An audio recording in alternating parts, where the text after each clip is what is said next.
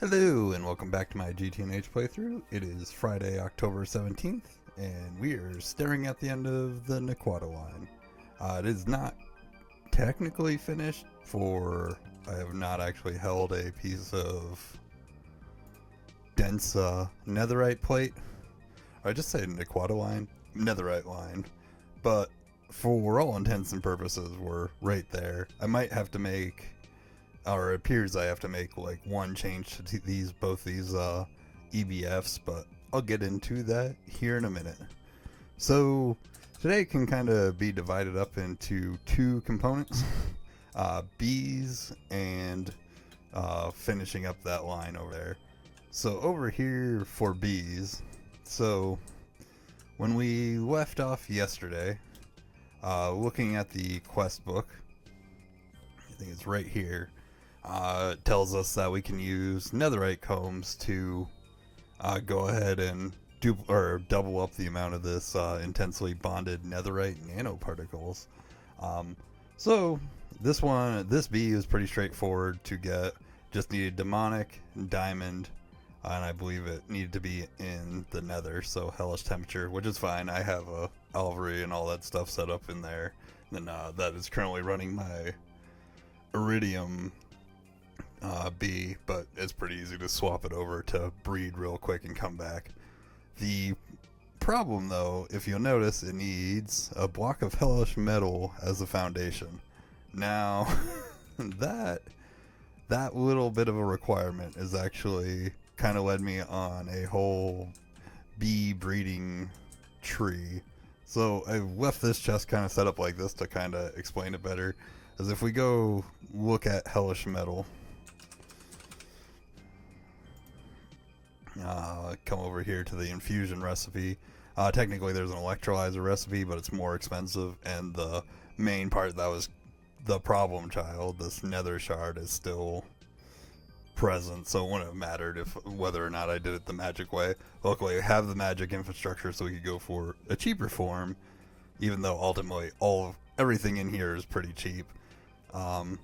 The one kind of random offshoot thing, which I won't go into very much, but this rhodium, I don't normally, I use my rhodium to immediately go with palladium. I don't have, by default, have a way to get rhodium, at least I didn't. So I did instead go with, if we were fall back to the dust form, I just set up a centrifuge as a on-demand centrifuge, which I actually didn't have. The entire game up to this point, I have not had an on-demand centrifuge, at least for the entirety of the AE system. So there is one now, and I'm just taking the rhodium-plated palladium dust and splitting it instead of trying to do some logic over in the palladium line. If I end up needing more rhodium later, I'll do something more, but for now it's just on-demand, which is fine. But for the actual nether shard, so that actually, if we were to go, let's go back to the hellish metal, fusion, nether shard. To get the nether shard, we either get it through this ridiculous recipe, which has a whole lot of shards that I don't have set up, like lust and taint and all this jazz, or we can make a bee. Now, this nether shard bee, if we look at this tree, we've got all sorts of stuff going on. We need chaos drones, fire drones, air drones. So at first I kind of like rolled my eyes like, oh, this is going to take forever. But if you actually like lay it out, kind of like I have here, it's pretty straightforward of a breeding tree. So down here is the actual like queen, like pretend this row is a bunch of queens. And then this last column I don't over here would be the nether shard. To start off, you just need supernatural and erythral. But if you look at like all the breeding trees up to the fire drone, all of them require a supernatural. So basically when I started, I did grab 3 queens, made them supernatural queens, and then bred to the fire drone. So it was supernatural erythral, gave me windy. Mix the windy with a supernatural, you get air. Mix an air with a supernatural, you get fire. Now the fire one was, if you follow the rest of the tree to the netherite, it's the same thing. So I didn't do any stats on these two back here. This fire drone, since I was going to need it for the next 5 breeding steps, I did go ahead and do his stats up. So then it was fire air got us water, fire water got us earth, fire earth got us order, fire order got us chaos, and then chaos fire got us netherite. And technically I will go the one last step over here over the weekend at some point to do nether and endustron, which we do have this one already from previous times. So that gets us ender shard, which will get us this get us the ender shard, which then allows us to make various primordial stuff, ichor, and all sorts of other jazz. So it is going to be a material we'll need eventually, so I might as well just get the breeding done. I'll be less hesitant to knock out a bunch of breeding now though, because if we hop up here, so I did take some steps because it was going to be a lot of breeding today to speed things up a little, because I haven't really bothered with that in the past because it hadn't felt like it was making a difference. But now that I have cabled power over here, I decided to craft up 2 world accelerators, and I tell you, it really does make a difference. Now if I throw 2 things in here, it's basically like split second, the path is done. So obviously this only works if they can breed in this temperament. I'm not going to go around changing the biome, so if the biome doesn't work, I will still use the Elvery. I just don't want to do that. It's fine, I'll deal with the extra time if need be. But since my breeder bee is a cultivated drone, honestly most of the time it works out, and then it has plus and minus 5 on everything, so it's going to be pretty rare that I can't might have to do 1 or 2 steps over here, but for the most part I can world accelerate. And then I tried throwing levers on these to turn them off because I thought that's how they worked, but it didn't seem to, so I just left this open so I can just turn the battery away so it's not constantly draining IV power on both these. But it does it made such a huge speed difference. The only thing I wouldn't say messed up, but all those different breeding steps I described, all of them pretty much just need the energy cluster underneath, which is pretty straightforward. But then they also need temperature, with notably the netherite and the fire drone need to be bred in hellish temperature, so you do have to go to the nether to breed those 2. Otherwise everything else was like warm or icy or pretty straightforward. And then with that we were able to get the hellish block of hellish metal. Let's see, we're not going to have any in here because you can see I can craft it, and I have this, but I wonder if this is frozen up. So this is going to be my first one that I have on demand on the infusion recipe. I am kind of tempted, if it does start jamming up, just because infusion sometimes can be finicky, to go to the more expensive recipe just so I don't have to worry about it jamming up. Conveniently, if I do decide to do this raw ignis or the fire shards, if you couldn't guess, you can get straight out of the infused ignis comb, which comes from this fire queen, which is the one, conveniently the one that I did do the stats for. So if I do go to the more expensive recipe just to prevent jam ups, it'll be just fine. I already have that bee set up. It'll just be as simple as dropping that into an industrial thing, and then setting up 1 more electrolyzer, which I have a bunch crafted because I was going to set up some other stuff that I never end up doing. Oh, I'm actually down to 2. That's crazy.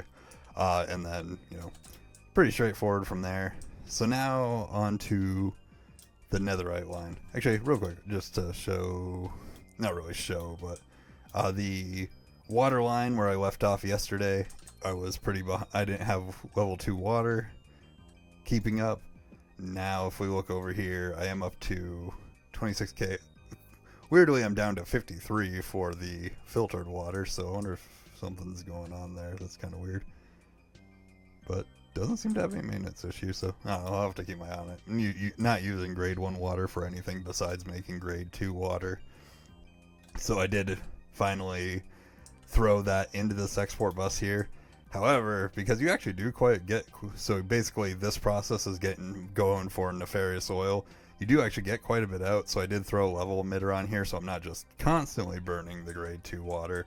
But if we look over in this guy, we've got 2.5 million of nefarious oil, so we're set there for a while, because I believe you only use, if we were to follow this back, you'd use 8 buckets per thing, so it'll be a while. This process is relatively slow, so it'll be fine.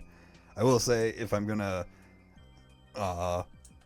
one of the things I'll probably do immediately in the future will be overclock this block right here, because this is now the choke point, I believe, for me.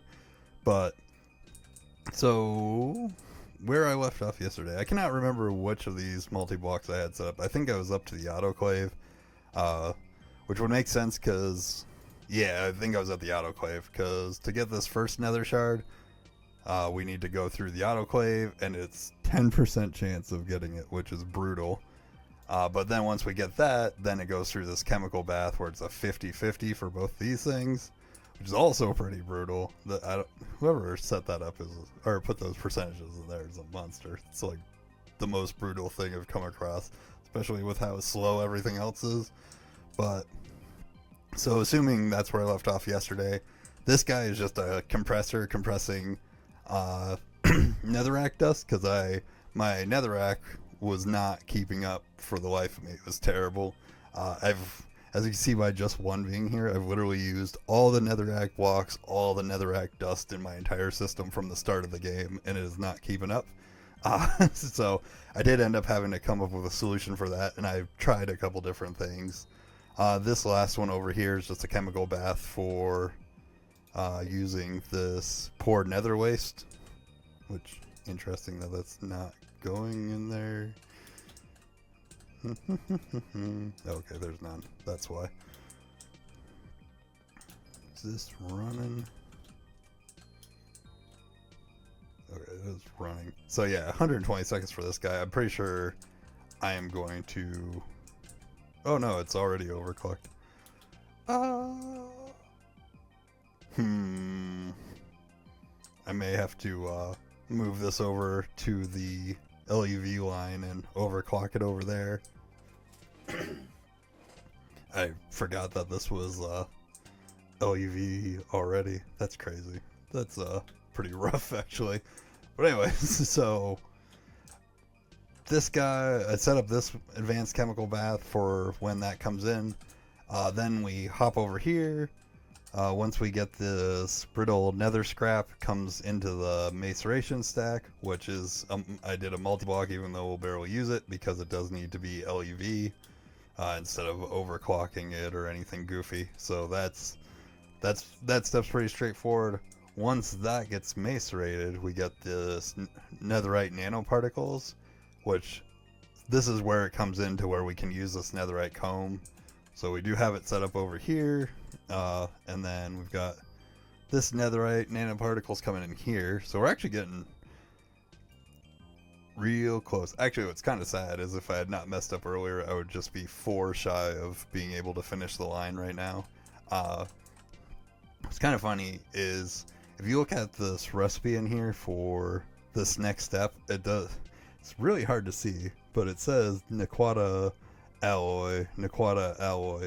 Now, I accidentally, because I got to this point, I kind of tunnel visioned out and forgot that I wanted to add in the netherite comb, so I actually ran this recipe with regular Nequata coils. Like this tooltip right here appears to actually be wrong, because it did in fact run with these. I only literally just craft these Nequata alloy blocks.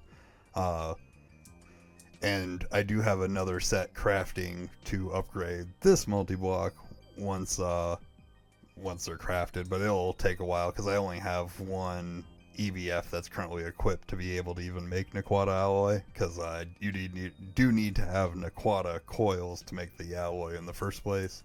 So there's only one multi-block running, but I haven't needed it much for anything, so I didn't like waste time throwing more multi-blocks or upgrading the multi-blocks down there yet. I will here shortly, probably, but wasn't in a rush. So I will swap these guys out, get this recipe running. But like I said, once I got to this point, I thought in my head, I was like, yay, I'm done. All I gotta do is run this through the EBF with some blazing pyrolithium, or I don't know why I added an L there, to get the dense netherite plate, which is the end of the line. However, I did not notice you need 36, so I'm shy of it right now. As you can see, I have 6. This should be 12 because I ran the recipe wrong. Like I said, we've got 12 over here, so that put me to 24. I would just need a 24, 32. I would need 2 more, and it would be done. But so at this point, where I was like, oh crap, yeah, only at 6, or even if it was 12, and I was completely out of netherrack. So I did initially drop down this demonic bee over here, which I have since turned off because that's my primary source of getting glowstone up to this point. And this guy, every 20 seconds or so, is producing 23 of these, I believe. But that's nowhere near fast enough. So I was kind of sitting around pondering what to do. Obviously, it's kind of obvious. It's this multi-block here. This is my first of the extreme industrial greenhouses. I am running... nearly hit it with a mallet. That would have been sad. I would have turned it off. I'm currently running it with this Leonia seed. It's one of the Thaumcraft seeds. I was looking at the wiki for this greenhouse just to see how it worked, because it is kind of a weird multi-block. But it recommended these seeds for glowstone, and I mean, it does pretty good. Every second and a half, we're getting 47.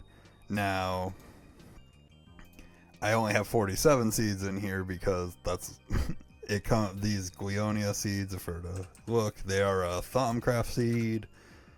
Gleonia here.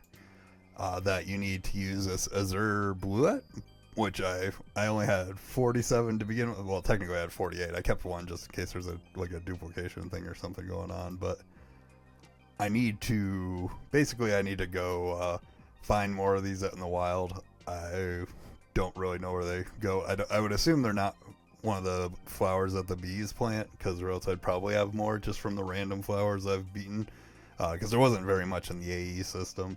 So that'll be something I do over the weekend casually, is go flower picking so I can get this up to 255 and then just really be flying. But honestly, I'm not too concerned with it, because that alone has gotten me, if I come over here, I'm gaining on netherrack pretty steadily, so I could almost probably set up some logic to not have this thing constantly running and build up glowstone as well. But I did stop the main network from importing its glowstone, so I'm building glowstone on the main network as well. This guy is keeping up more than enough. One of the changes from yesterday was I did overclock this guy, because it was taking 1 minute to get me 32. It does perfectly overclock, so it cuts down to 15 seconds, so that's pretty sweet. And that's kind of where we're at. I am basically waiting on the game to catch up. 120 input. I wonder, got input there, so it doesn't keep up enough to overfill this. If it overfilled this guy instead of overclocking and draining the battery on this, because we are using if we look, using damn near the max of this battery. And again, a little concerned with power overall, because I think I'm pushing the base just a little bit. I don't really want to overclock this, so it might just be I don't know. We'll see how much of this netherite stuff we end up needing. I'm guessing it'll probably end up being a lot, but it does with time get cheaper, just depending on different processes you do. But yeah, that's where it's at. I really wish I could have finished off the week video with saying, hey, I have it crafted, but I mean, we're pretty close there. And at this point, it is just kind of waiting. I think by the time I am done with cards tonight, I bet I have enough to actually finish the line. So I guess if I waited till after cards to film the video, it probably would have been better. But then I would have been tired and probably missed some things. There are a few other random updates I did throughout the day, but for the life of me, I can't really remember them because they were kind of like during the in between of bees and waiting around for stuff over here that I don't really remember what I did, but nothing too important, just a little cleanup. But yeah, for the weekend itself, I have a couple things I'd like to do in the game. I know I also want to play the new Pokemon some more. 30-second review on that. Very hand-holdy at the start, only about 2 hours in though, so maybe that changes, and pretty fun so far, so gonna keep going. It's cute. But I do want to throw down some more assembly lines. Ideally, I'd like to throw down one for each of the LUV components, and then like those assembly lines like add in, like when I make ZPM components, like one assembly line for motors, one for, but for sure a second one just to have the components on a separate line. There are some bees I want to breed, including that Ender Shard bee, the Mica bee, and then the Quantum bee, and then from there, not maybe doing some stuff. See if I can optimize some stuff over here to speed things up. One last little thing actually, while I'm thinking about it.